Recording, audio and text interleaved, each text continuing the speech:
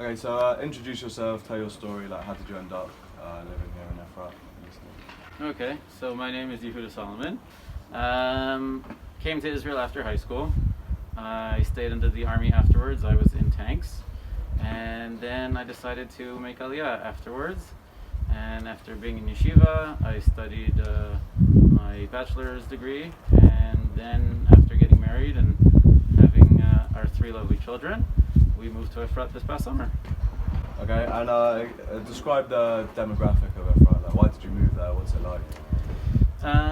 So one of the main reasons why we wanted to, we've been living until now in Yerushalayim, and we wanted to still stay somewhat close to Yerushalayim for one. Well, a lot of our family is there. My dad's remarried and he lives there. I have a sister that is also married that lives in Yerushalayim. And on top of that, so my wife is a nurse and she works in Yerushalayim at one of the hospitals.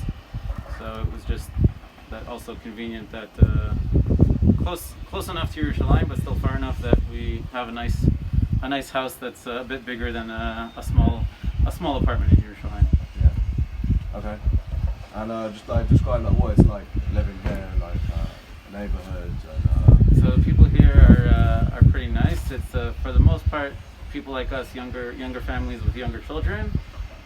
But it's a mix. There are some older families also that moved from the other neighborhoods of Efrat.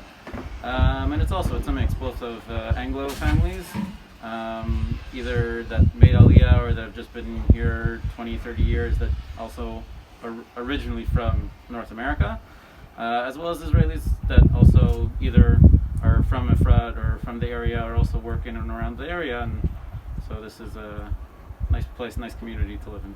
Okay, great. And also share about your community resources and amenities, so like transport, bars, restaurants. So we actually have quite a few restaurants here in Efrat. Obviously now because of Corona, so a lot of things are takeaway and like everything else. But in Efrat itself, we have a Dr. Deli, New Deli, Burgers Bar. We have 2 pizza shops, ice cream also, and that's just in Efrat alone. Right outside of Efrat, what's called Somda Gush, there's even more. In terms of bars, no real bars here. It's more of a community, so not what we'll call there's no real nightlife. So if you want a nightlife, then I guess you basically have to go into Yerushalayim. There are buses. It's again not the greatest in terms of the buses. I mean, they run once an hour or once every half hour depending on the time of day. But for the most part, I mean, the people that live here have cars, so easier to get around with cars. Yeah, and lastly, just describe the physical setting of Efrat, so the weather. Well, as you can feel right now, it's a little bit on the windier side. We are on top of a mountain, so it does get windy. For the most part, it's pretty nice because you're on a mountain. So in the winter, there is an even greater chance of snow, depending on how cold it gets. But otherwise, it's pretty nice. I mean, even with the wind, like okay, we're on the wrong side, but on the other side in the back with the sun out, so it's nice. Yeah. Okay. And lastly, would you recommend people to move to Efrat for making Aliyah or relocating in Israel?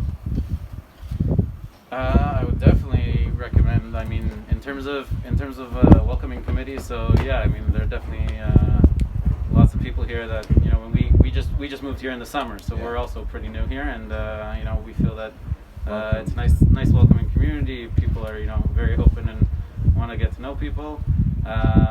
Also, it's because there's a mix of Anglo and Israeli people here that the Anglos are also Israelis, obviously, also, but just that they also have the background in English.